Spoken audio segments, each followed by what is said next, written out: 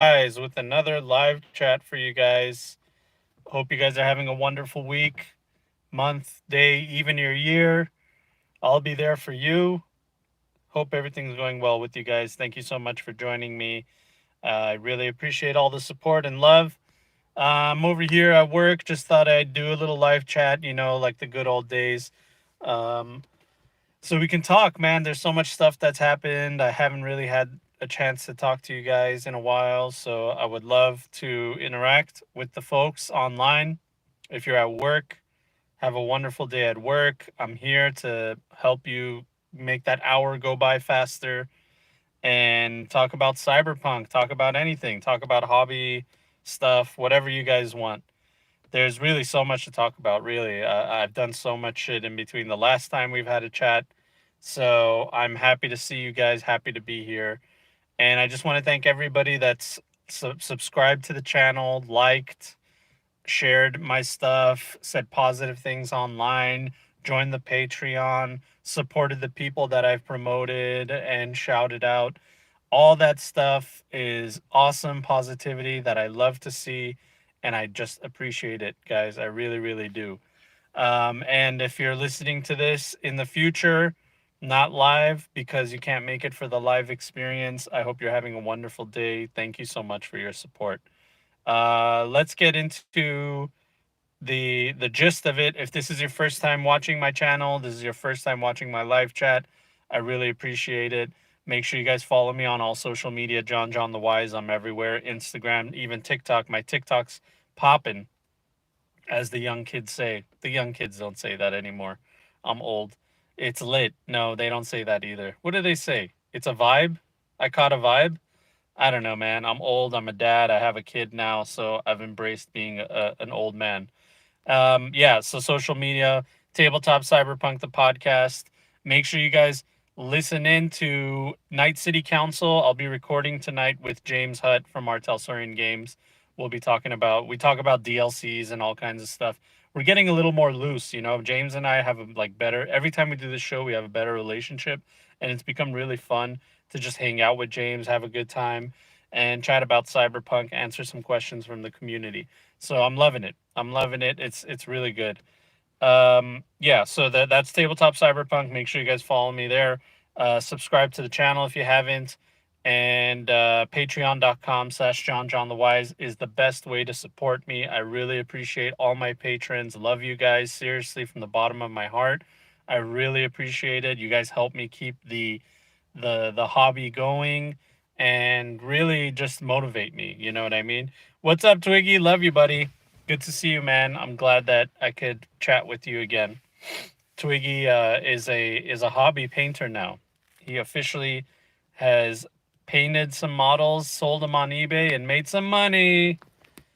Ding, ding, ding, ding. That's what I'm talking about, dude. All right, let's get into it. The biggest news we've heard so far. What's up, Planet Express, aka Andy, my buddy? Good to see you, dude. The biggest news so recently is it looks like Cyberpunk Red is going to be officially on Roll20, and there's a little bit of mixed feelings. I think it's mostly positive. Your wife got her passport and you can bring her home, dude. That's amazing, man. I can't wait. Can't wait for that to happen, dude. I know you've been looking forward to that for a long time. What's up, young bohemian? Good to see you, buddy. I am alive and well. Thank you so much. Yeah, so the whole virtual tabletop thing going on with Roll20. Jimmy, love you. Good to see you. You're amazing. I talked to Jay Gray a little while ago. Let me put this shit on silent. I talked to Jay Gray a little while ago. He hit me up and he was like, hey, let's talk about virtual tabletops and stuff like that. Of course, I'm getting a phone call right now. Hold on 1 second. I'll be right back, my dudes. All right, my bad, dudes. I am back. I'm live. Yeah, so basically, Jay Gray hit me up a little while ago because I had been working really closely with the Foundry crew that was making the Foundry virtual tabletop stuff for Cyberpunk Red. And I still think it's a really beautiful system and they did a lot of really good work. But over the years, over this time, I realized that Foundry is still in beta. It's 0.8. That's the version that's out right now. So there's essentially zero point 0.2 more versions until they get to 1.0. And because of that, it has some optimization issues. Not everybody can access it. I've already had issues with some people that are like, hey, I'm on an old laptop. I can't really access Foundry. It runs like shit. And it made me realize, like, as much as it's beautiful on my computer and it's a great experience for people that can handle it, it's not accessible to everybody. And also, there's a $50 price tag for the Game Master, which is a little bit steep for us young and broke out there. I've been there. I understand. $50 is a lot to drop on a virtual tabletop, especially when Roll20 is free. Now, Roll20, it's old. The code is old, um, and stuff like that. I'm not living in my car, Cal and M. Jordan, but I appreciate the question. Uh, the the the virtual tabletop thing going on with Foundry is, Roll20 is accessible to everybody. It's free. It has marketplace stuff that you can buy. And Artel Sorian has always been like, how can we get Cyberpunk Red in everybody's hands? That's been their like motto from the beginning. So they went to a virtual tabletop that they knew everybody can access, that everybody can use, and that's Roll20, and they're getting official support for it. So the Pizza Lady Club issues, I don't remember that. What is that? Pizza Lady Club. That's interesting. I don't remember what that is. Oh, yeah, from our game. Yeah. That was when Alex couldn't handle it. Alex is on an old laptop, and he's like, hey, I know this is like a cool nightclub thing that you got going on, but it's like running like shit on my computer. So yeah, that's right. Alex couldn't load the cub. Steam sells on tabletop. I don't know, Steam tabletop simulator maybe. But yeah, so I think it's a good move. It's a positive move. I'm looking forward to it. I'm actually higher on something else. The Cyberpunk Red companion app, the app that you could download on your phone. I really love it, man. I don't know if you guys have taken a look at it, but it's so good, man. It is so good. The accessibility, how quick it is, how you can make a character so easily on it. Everything about the Cyberpunk Red companion app is really good, and I'm actually going to be using it more often. I like that. I think I'm just going to be using that and Theater of the Mind in the future for like my collaborations with people. But for my home game, I'm still using Foundry. Like with my Patreon game and stuff like that, I'll use Foundry. But if I'm in a collab with people and I'm not sure if the computer can handle it, the Cyberpunk Red companion app is the way to go, man. And it's literally just one guy doing everything. I talked to him, and he's really working really hard on it, and I just wish him the best of luck. There's a lot of really cool people. The app doesn't add up skill stat points on certain phones. Other than that, I love it. Oh, really? That's such a terrible bug. I hope he's yeah, like I said, it's one guy who's working on it. I haven't had that issue, and there were some people that I played with that didn't have that issue as well. And also, you don't actually have to roll on the app if you don't want to. You could just use it to tell you like what your stats are, and then you could roll dice in person. And you can buy items from like on your agent and stuff like that. You have contacts in your phone, all that stuff that you can use. Whether you want to, the dice roller thing is just like a bonus.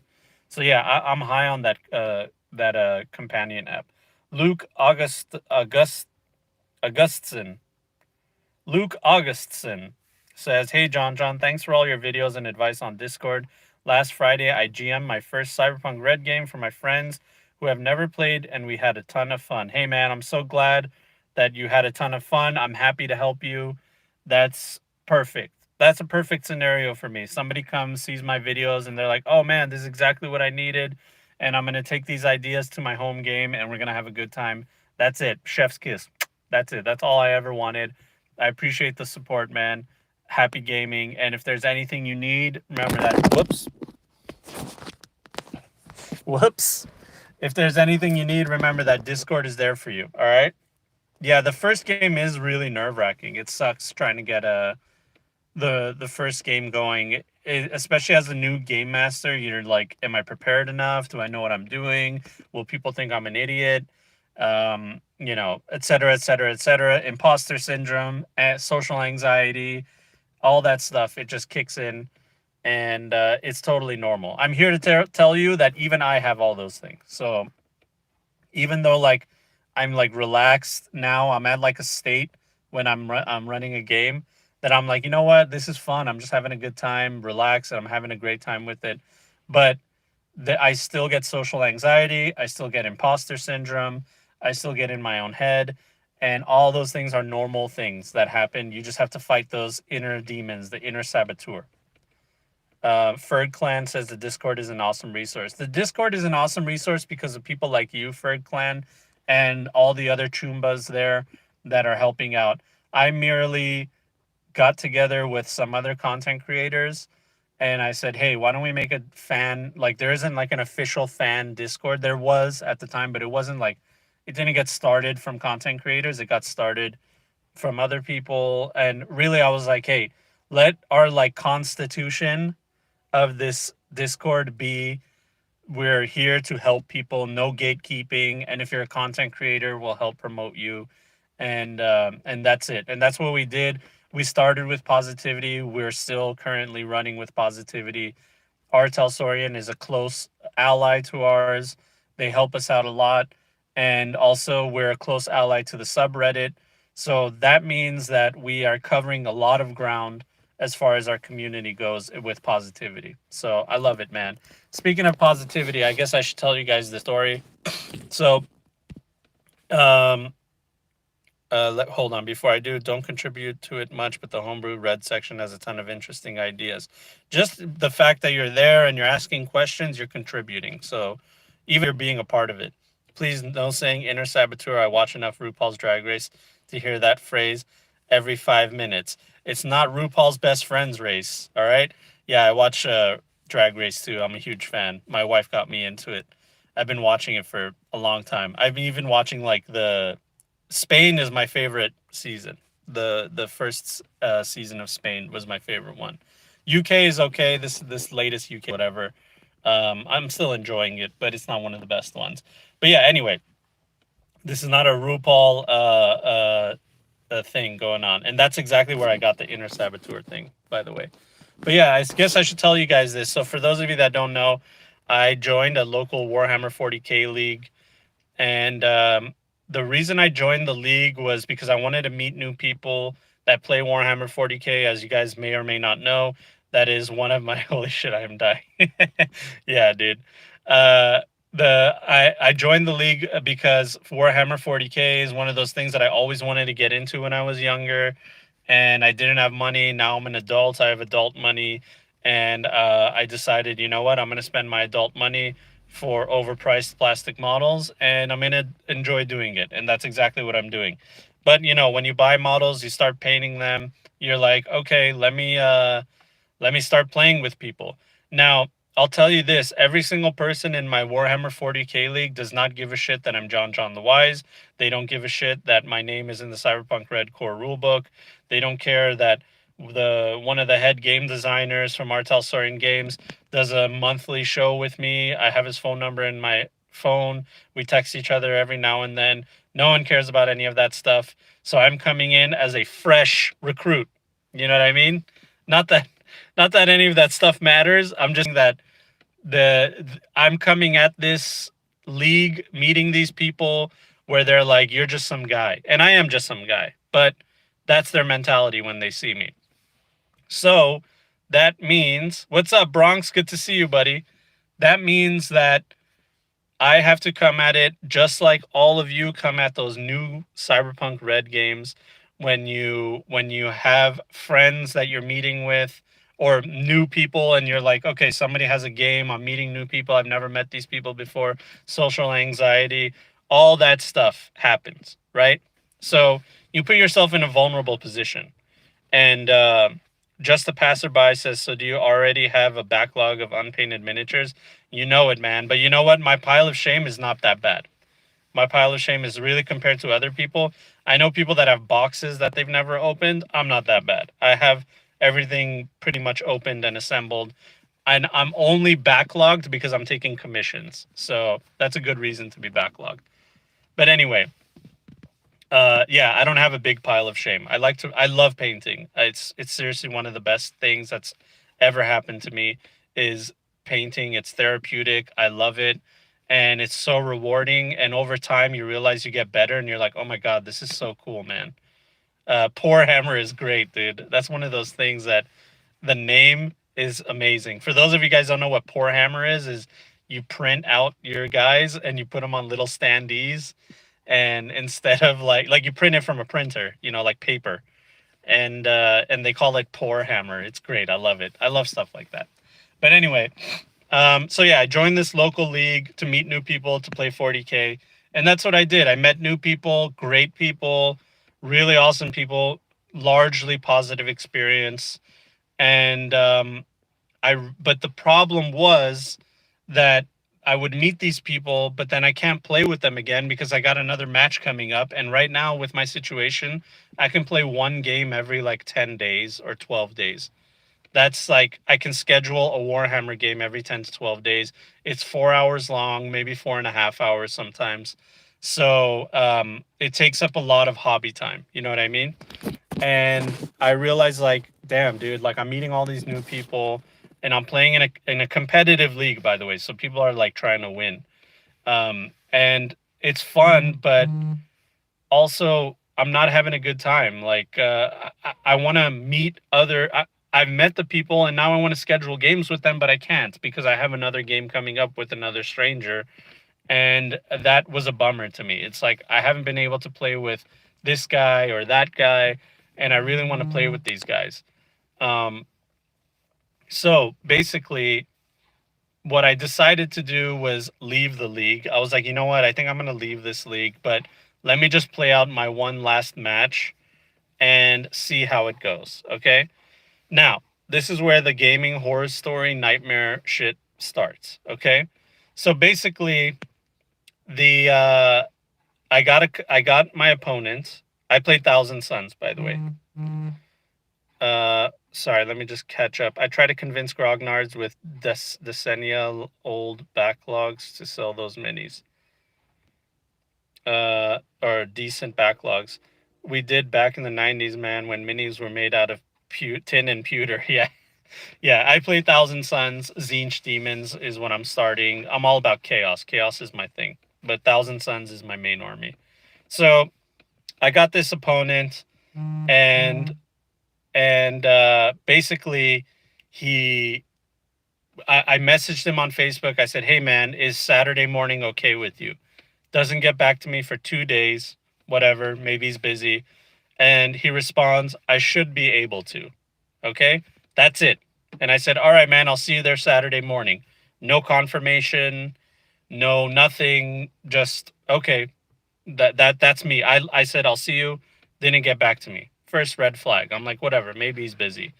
Then 30 minutes before game time on Saturday, he messages me saying, hey, can we move it up to instead of 10 a.m. to 12 p.m.?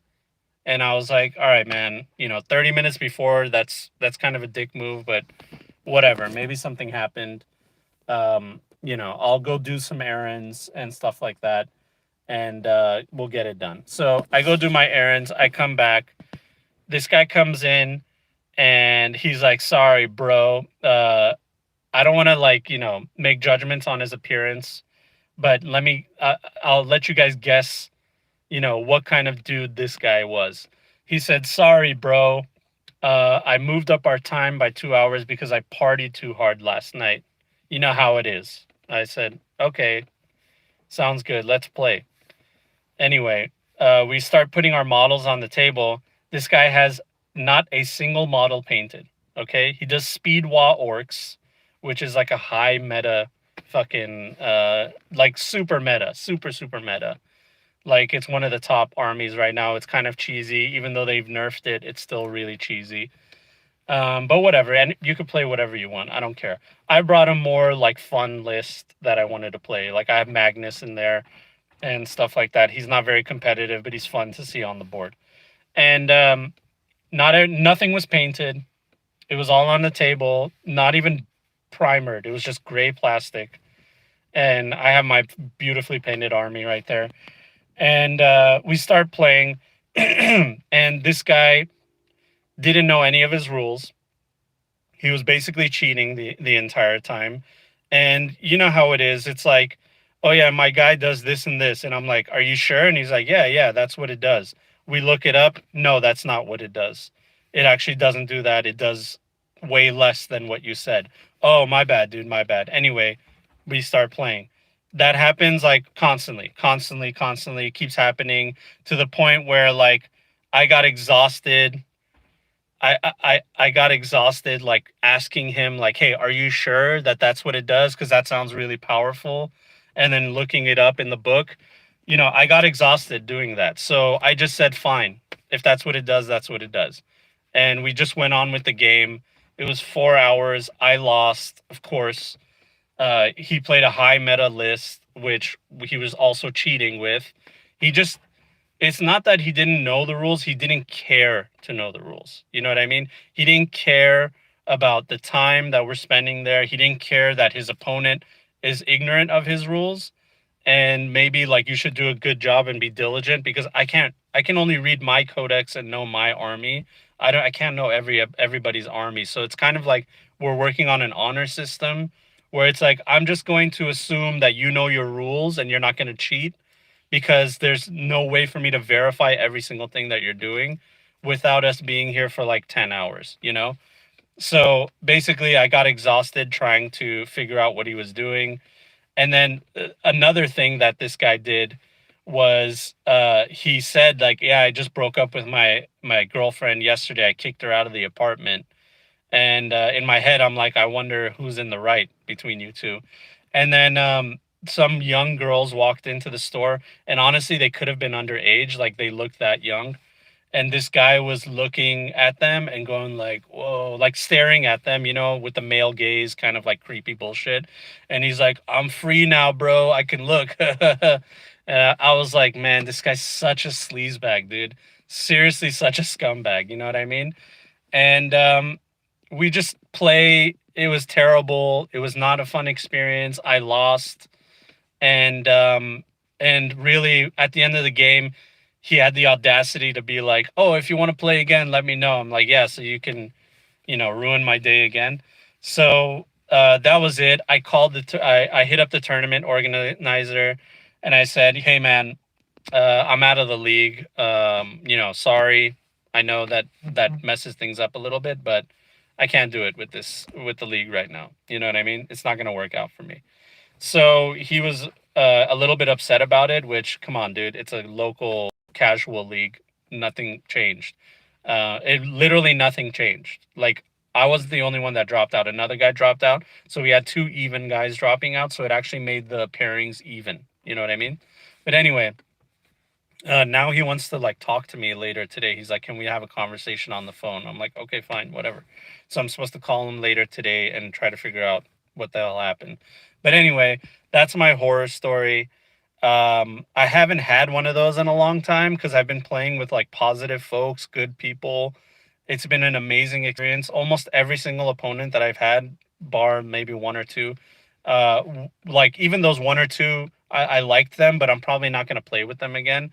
But there was some that I met that I'm like, all right, this guy's going straight to my whenever I want to play a game list, to give him a call so we can play. So sorry, people are hitting me up for work on my phone.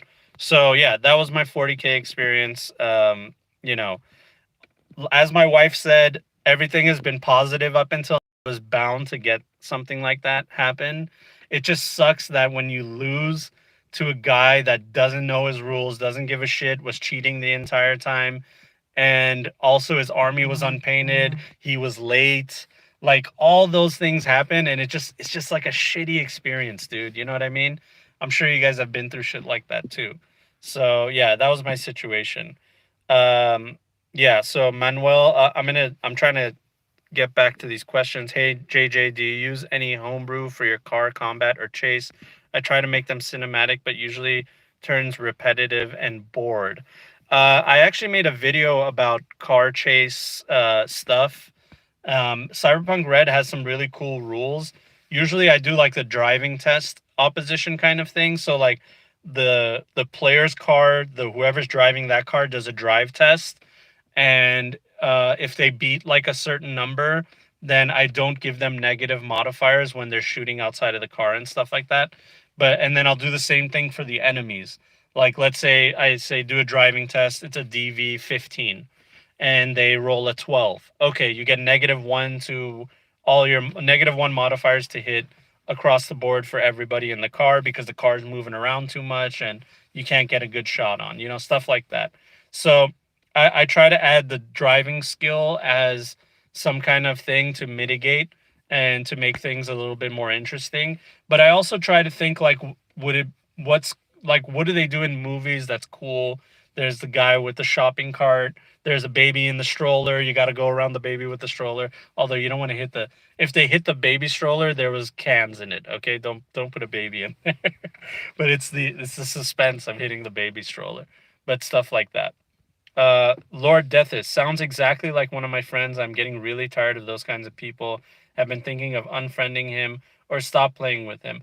Man, when you get to a certain age, your patience for that kind of people is just it goes away.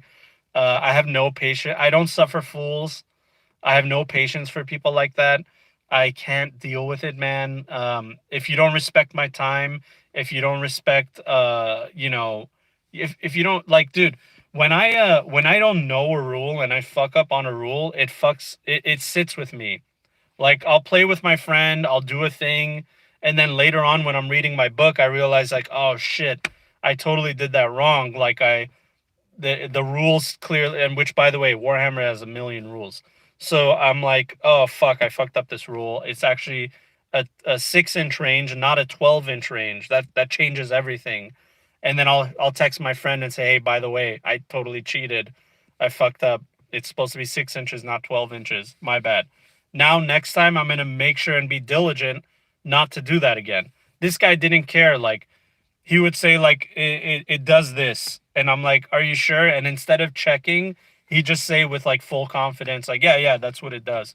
And then we would read the book and he'd be like, oh, I was thinking of like last edition. Oh, I was thinking of like another thing. And I'm like, okay, dude, excuses, bullshit. You just don't care. I don't think he was like actively trying to cheat, although he might have been. I think that honestly he just didn't care about knowing the rules. He didn't care about any of it. He was like, he thought it was funny that he was late and oh man, and the guy didn't fucking bring a tape measure. Can you believe that? This is a game where you use tape measure to measure where you go, like where your guys go. Both of us you can't play without a tape measure. Period. Period. You can't play without a tape measure. So he's like, "Can I use yours?" And I'm like, yeah, you can use mine. I could have just said no and made him buy one. That would have been like the satisfying thing to do. But I'm not that guy.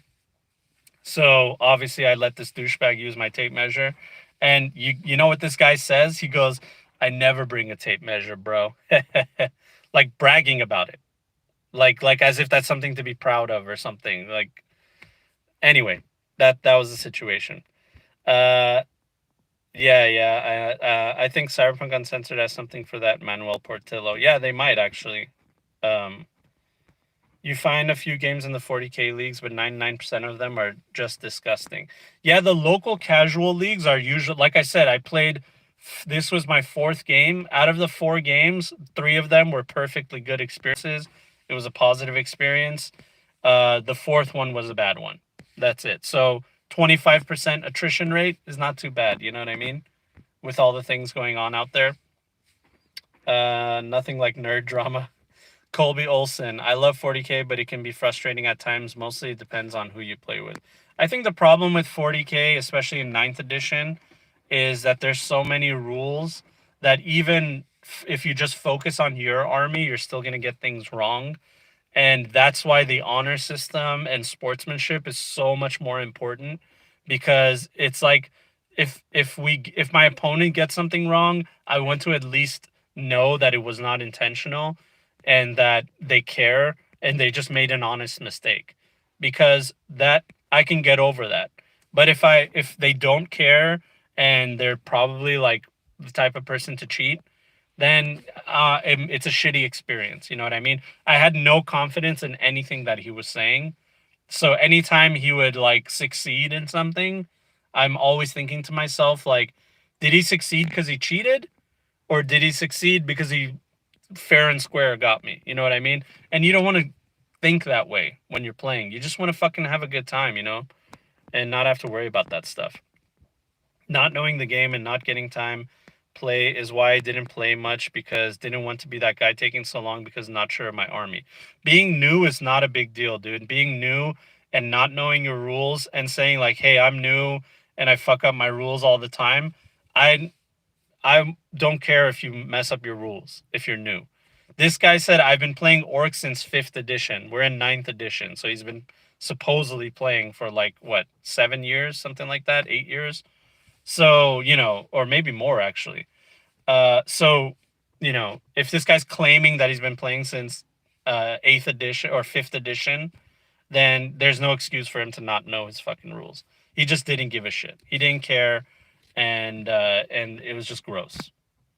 If you don't know the common rules of your army, you should not be in a league. Period. Finally made it. I mean, you gotta. If you don't know the common rules and you say you've been playing for a long time, then you shouldn't be in the league. You need to read your book. It's not up to your opponent to read your book. That's bad sportsmanship. Period. You know what I mean?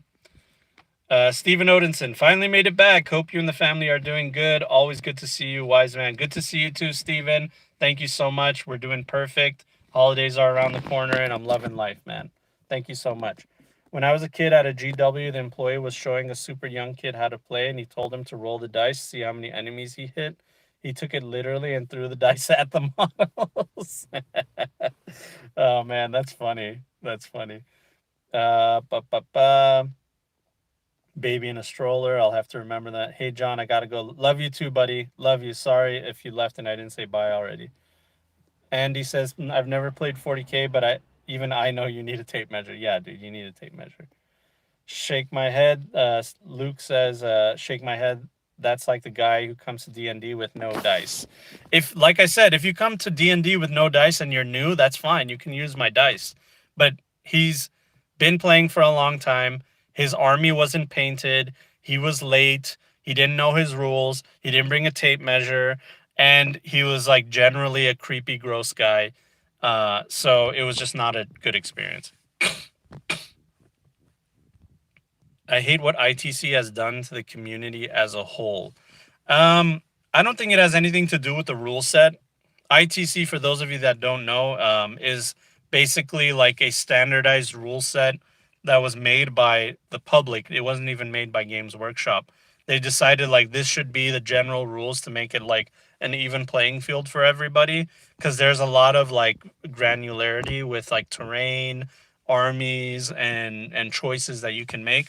So I think the intention was like, let's actually make it an even fair playing field, so that no matter what, when you come to the table and if you win or lose, you know that it was like anybody's game and it was fair as they can make it, because it's never going to be completely fair. But it's just it's just people, you know what I mean? You're gonna get people that are uber competitive, and they don't want to they want to win at all costs.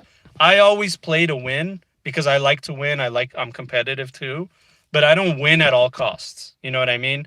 Like, even though it's a competitive match, if my opponent forgot to do something on his turn that was like a big deal, that basically like, it will cost him the game if he doesn't, because he didn't do it. I'll let him do it and say like, let's just say you did it because you were gonna do it. There's so many rules to remember. We're just here to have a good time. I don't want to win by default because you forgot something simple. So, and most people that I play with are like that. They just like, they hand wave it. You know what I mean? That's the way it's supposed to be, in my opinion. Don't give the dice back. Ugh, who doesn't give the dice back? What's up, Prophet of Truth? Good to see you, buddy. When I played 40K tabletop, I had the specific rules in my army printed out on cards. Cards is good. Cards is good.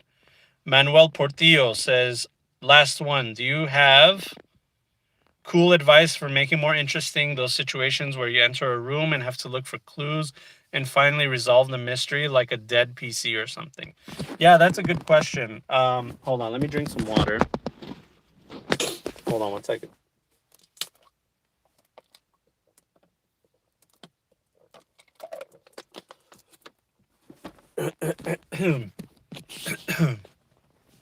So if you want to do that thing where your players come into a room and they have to try to like basically it's like an escape room, right?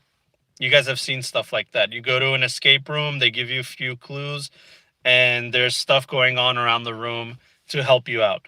The thing that makes an escape room more difficult than like a Cyberpunk Red game is the in the escape room you have to use your skills and there's no one that's going to help you. And you're not going to get an answer. But when you do tabletop gaming, and you roll dice and you pass a check with your skill, then the game master must give you information. I mean, that's like the general way that it works. It's like, hey, do I know this guy? I don't know. Roll a do you know a guy check. You roll a do I know a guy check? Yeah, you passed. This is X and Y from the neighborhood. He's like the head boss of a gang. So in person, I would look at a guy and I'd be like, hey, do I know that guy? I'd have to go through Facebook. I have to start texting people, start asking them questions, and maybe, like, in a subtle way, try to figure out who this guy is. But in a game environment, you get into a place and you look at your character sheet and you're like, okay, I have all these skills. Which one of these skills can help me get more information?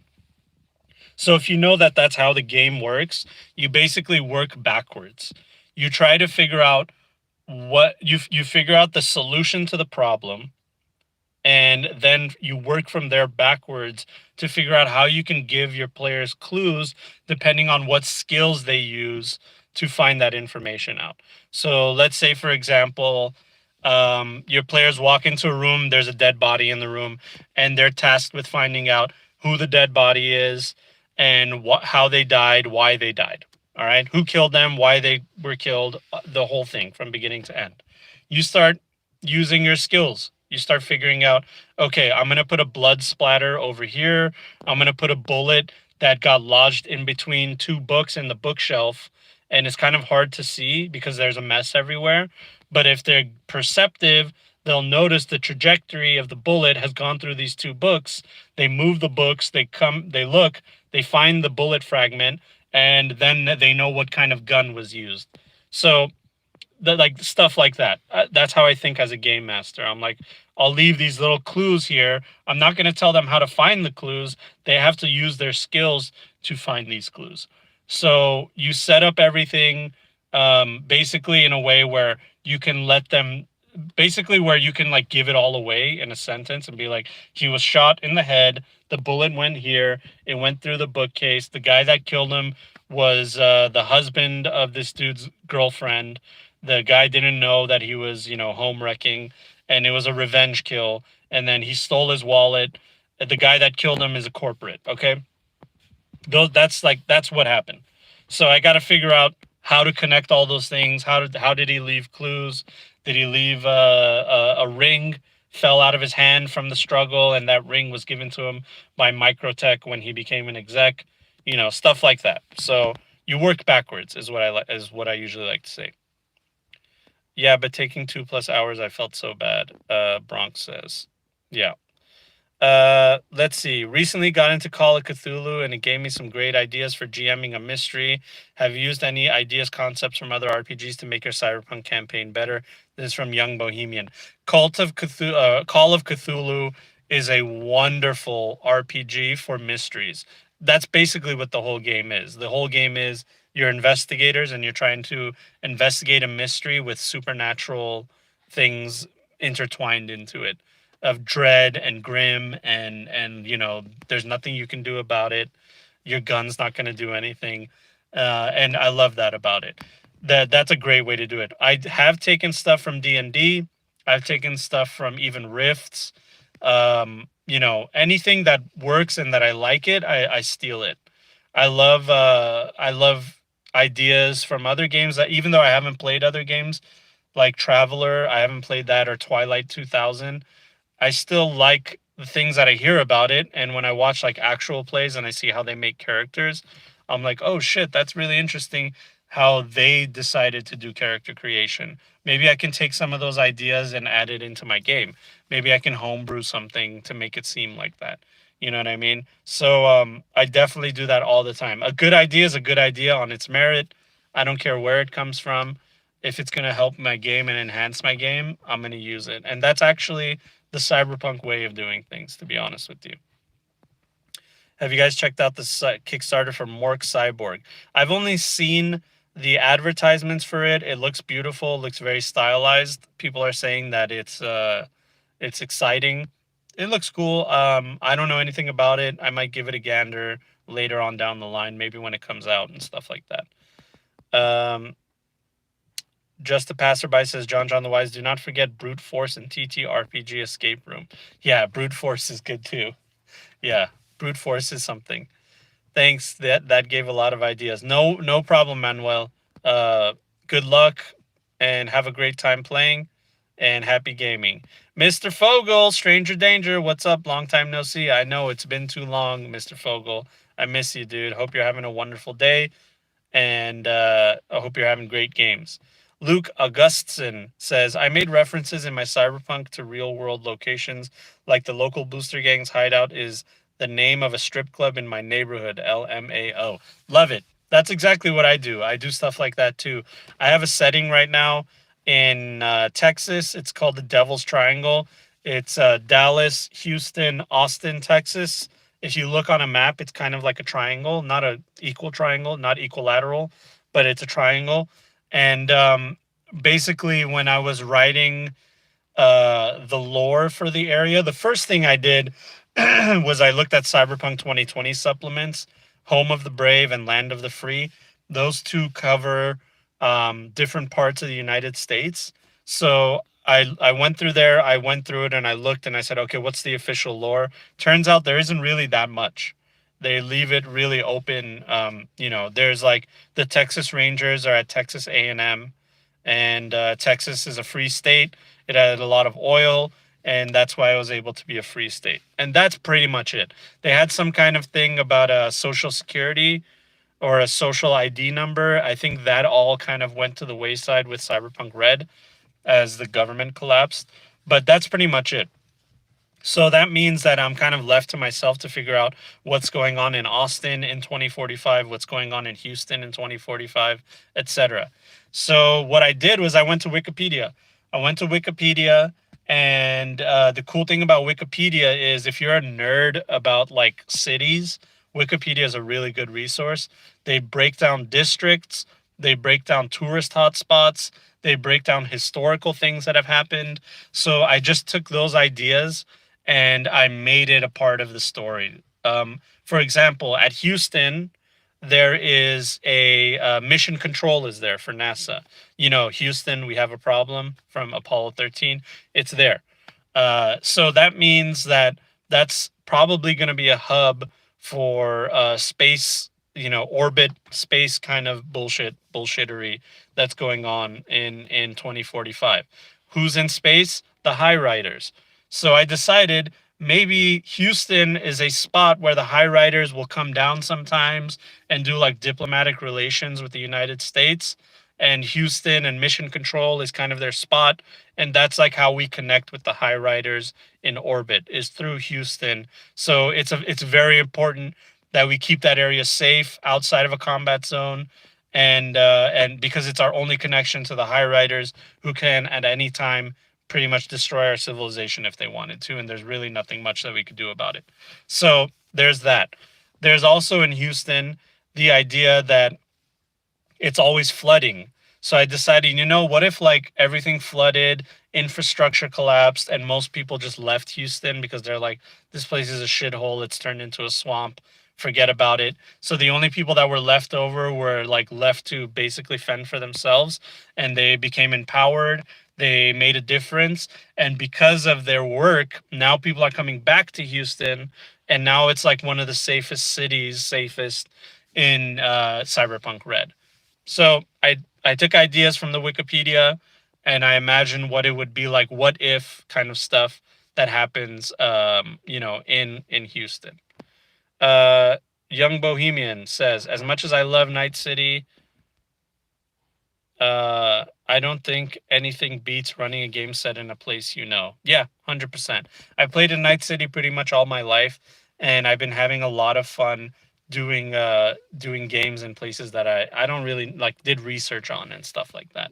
But a place that you know is so much better. What's your opinion on the quantum ogre conundrum? Ooh, well, I don't know what that is. And railroading in general. How do you handle player choice being meaningful without overextending your GM work? So this is kind of a controversial opinion. Um, I like to leave it up to my players as much as I can and let them decide where you go and what you do. But I do like to provide them with options. So I'll tell them, you can go anywhere you want, but this option is the most efficient and in line with your motivations. So, what's up, CJ Sands? Good to see you. So, basically, the idea is, how do you keep your players from letting them make choices? Do you give them the illusion of choice, which is basically you're kind of lying to them?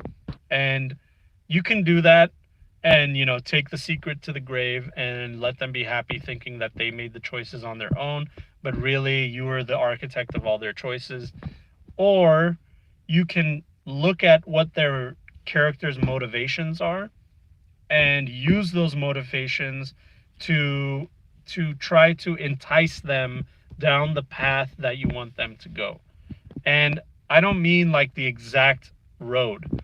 I mean the path of investigation. So for example, let's say I want them to go to I want them to meet a mafia boss and make a deal with the mafia boss so the mafia boss can give them information on Arasaka because he's been working to try to topple Arasaka this entire time, and maybe like their objectives align, right?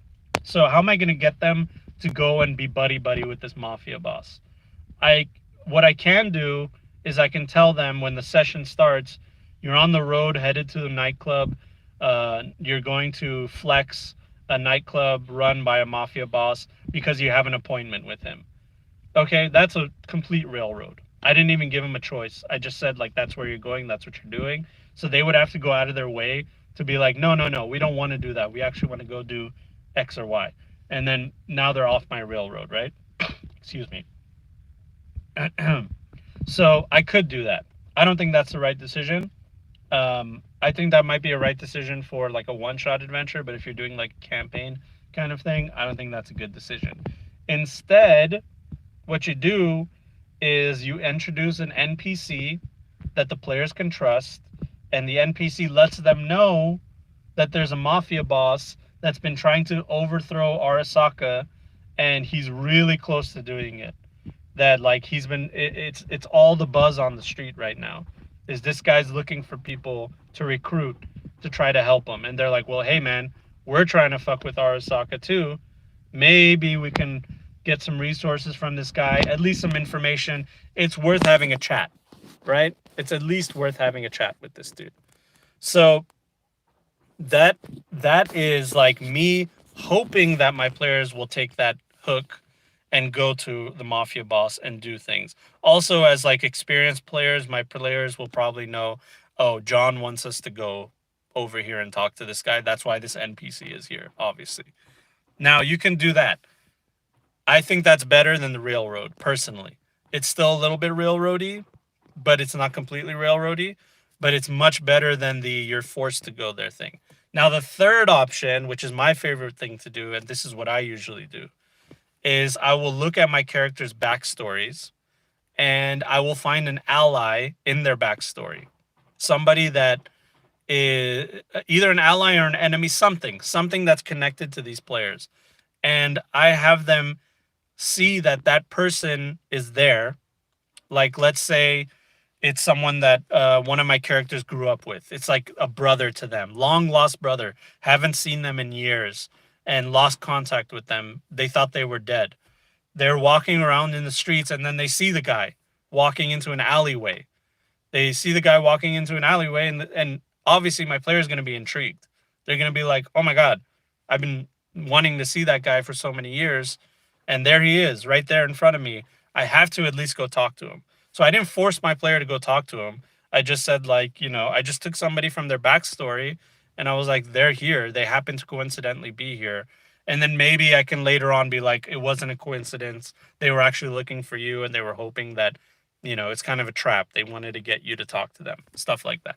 But anyway, the idea is I connect my players to the plot hook. So that way they are enticed to at least be curious enough to check it out. You know what I mean? I'm not telling them that they have to do it. They can do whatever the hell they want. They can just go, they could even go talk to the guy and decide, you know what?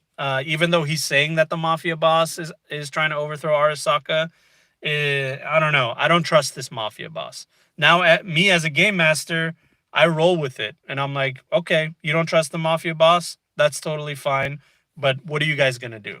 And now I leave it to the players to try to figure it out. If they don't want to work with the mafia boss, now maybe they're working against him, or maybe they're in his way, or XYZ. There's so many things that can happen. But I always let my players make the choice themselves. I can only entice them to try to go down the path of least resistance, basically. But if they decide that they don't want to do that, there's nothing I can do about it. You got to roll with the punches. And when you do that, man, it ends up being a way better experience because it's like your players are the ones driving the story. They're the ones moving things forward. I always explore their ideas. You know what I mean? If they want to cause trouble, I let it play out. I see what happens. You know what I mean? And if they want to go in the opposite direction, I let them go in the opposite direction. If they want to totally fuck off from the story and get revenge on like that ganger that I randomly rolled on a table chart and was like, okay, this ganger's trying to rob you. He successfully robs you. If the next 12 sessions is them trying to kill this ganger, fine, man. That's what we're here to do. You know what I mean? We're here to just have a good time and play the game. So I'm okay with that too. But if they want to play my story and they want to be connected to their backstory and explore things in their backstory, I'm here for that too. You know what I mean? So that's my recommendation in a long about way to say it is you don't want to completely railroad your players, but you definitely want to entice them and connect them to the story. If you want them to love the story and be a part of it and explore it, then you have to connect them to it. Their backstory, their motivations, all that stuff. You know what I mean? Sometimes money's a motivator, sometimes family is a motivator. Sometimes there's so many things that motivate people. You know what I mean? Uh, ba, ba, ba. Prophet of truth. Well, at least you didn't accidentally set off a fifth corporate proxy war in the background. Yeah, if that happens, it happens too, man. What can you do? Luke Augustin, oh, that's a good idea using the backstory. It's even better if you have a nomad in the party because you can introduce a character who's in the same clan or a media who has connections with people. Exactly, you got it. That's the idea. The idea is you connect players to the story through their backstory, through their motivations, and basically it doesn't feel like it's railroading to them because they're agreeing to going down the path because it's important to them. It's their motivations. If your player is like, I'm looking for my daughter who was kidnapped, and and you offer them story elements of like you're gonna go kill a gang. They're like, dude, I'm I'm not gonna go do any of that stuff. I want to bring my daughter back home. Like, who cares about these gangs and Arasaka and stuff like that? Let's do what we can to bring this dude's daughter back home, and at least entice him down that story path. You know what I mean? Mr. Fogel, great seeing you. New job, so gotta go. Good to see you, buddy. Thank you so much for joining. I really appreciate the love and support, man. Have a good one. All right, dudes. I think that's about it. I got to get back to work. I was more than happy to talk to you guys about all this. I love you guys. I hope you guys have wonderful days gaming, having a good time. Hopefully, I'll do some more live streams, maybe play some video games, stuff like that. We'll see what happens. I have some stuff down the pipeline, ideas, and things that I want to do. So please just stay vigilant. Make sure you tap that bell icon so you know whenever I put some content out. And follow me on social media. That's the best way for me to get that stuff going. And don't worry, CJ, you can just rewind and watch it from the beginning, man. I appreciate you coming through. And yeah, sashay away. Yeah, that's right. The time has come to lip sync for your life. Alrighty. It's good to see you again, John, and friends. Good to see you too, Prophet. Have a wonderful day, guys. Thank you all. Thank you all so much for your support. Thank you to my patrons. Have a wonderful day. Love you guys. Happy gaming. And we'll see you guys in the dark future. Bye.